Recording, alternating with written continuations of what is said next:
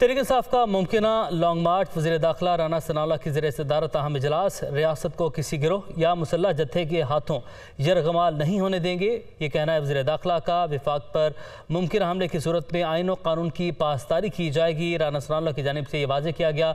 IG Islamabad chief commissioner समेत आला हुकाम भी इजलास में शरीक हुए। PTI के विफाक पर मुमकिना चढ़ाई के हवाले से हिकमत अमली पर गौर किया गया। पाकिस्तान ज़िम्मेदार रियासत है, ऐसी किसी भी रिवायत की इजाज़त नहीं दी जा सकती। तो क्या आज के इस इजलास में बातचीत हुई, क्या फैसले हुए? कमरुल मुनव्वर हमारे साथ मौजूद हैं, उनकी जानिब बंद है। जी कमर, बताएगा क्या अहम फैसले किए गए? जी बिल्कुल, ये इजलास जो था इसलिए इंतहाई अहमियत का हामिल था कि इसमें IG पंजाब जो हैं वो फैसल शाहकार वो भी इस इजलास में मौजूद थे और IG KP के जो थे वो भी इस इजलास में मौजूद थे, क्योंकि धरना अगर लॉन्ग मार्च को लाहौर से निकाला जाता है तो IG पंजाब उसके मुतालिक जो थे उन्होंने अपनी ब्रीफिंग देनी थी। अगर KPK से निकाला जाता है तो IG KPK की जो थी ब्रीफिंग रखी गई थी। इजलास के दौरान जो वफाकी वज़ीर दाखिला राना सनाउल्लाह उनकी जानिब से ये कहा गया कि इस हवाले से इंतहाई तशवीश पाई जाती है कि 25 मई को जो धरना हुआ था उसमें वफाकी मुलाजमीन जो थे उन की सपोर्ट जो थी वो नज़र आई थी। लॉजिस्टिक सपोर्ट के हवाले से भी बातचीत की गई। ताहम इस दफ़ा अगर इस जो लॉन्ग मार्च आता है पाकिस्तान तहरीक इंसाफ का, तो कोई वफाकी मुलाजमीन अगर उनको सपोर्ट करते हैं, कोई लॉजिस्टिक सपोर्ट उनको देते हैं, तो उनके खिलाफ जो है एस्टा कोड के तहत कार्रवाई जो है वो की जाएगी। और एस्टा कोड की कार्रवाई के लिए इस्टेब्लिशमेंट डिवीजन जो है उनको भी लूप में लिया गया है कि ऐसे वफाकी मुलाजमीन जिसमें मुख्तलिफ असिस्टेंट कमिश्नर SSPs और जो PSP सर्विस के लोग हैं या DMG ग्रुप के लोग हैं, अगर वो इसमें भी शामिल होते हैं उनके खिलाफ एस्टा कोड के तहत जो है वो कार्रवाई अमल में लाई जाएगी और उसमें तादीबी कार्रवाई के साथ साथ उनकी ACR वगैरह जो हैं वो भी मुतासिर हो सकती हैं।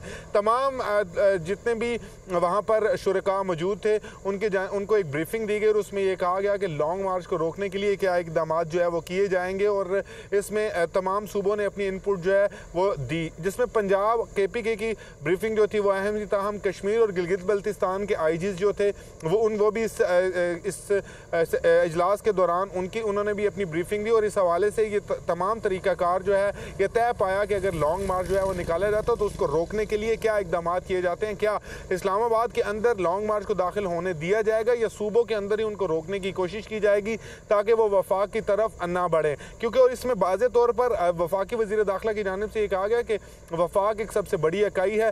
गोया कि ये सूबा सबसे छोटा है और वफाक एक छोटी इकाई है, लेकिन इसको सपोर्ट करने के लिए बाकी तमाम सूबे जो हैं उन्होंने मिलकर इसको सपोर्ट करना होता है और वफाक की ये जिम्मेदारी है कि वो हर तरह की किसी तरह की भी सपोर्ट अगर सूबों से उसको दरकार हो तो वो फराहम की जाए। ताहम इजलास में वाज़े तौर पर यह कहा गया है कि किसी जत्थे या किसी ऐसी तंजीम को इधर रेड जोन या इस्लामाबाद में दाखिल होने की इजाज़त नहीं दी जाएगी और उसके लिए हर मुमकिन जो है वो कोशिश की जाएगी। इससे कबल एक इजलास हुआ था और उसमें ये चीज़ अंडर डिस्कशन आई थी कि पंजाब के जो पंजाब कांस्टेबलरी है वो मांगी गई थी इस्लामाबाद की पुलिस की असिस्टेंस के लिए। इसी तरह KPK पुलिस की असिस्टेंस मांगी गई थी इस्लामाबाद पुलिस ने, लेकिन उनकी जानिब से कोई जवाब जो है वो नहीं दिया गया था।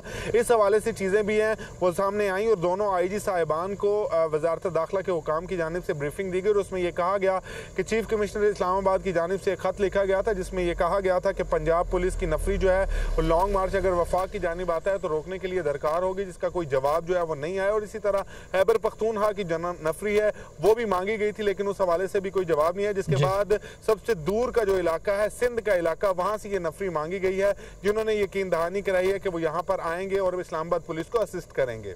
ठीक है कमर, आपने हमें अपडेट किया, आपका बहुत शुक्रिया।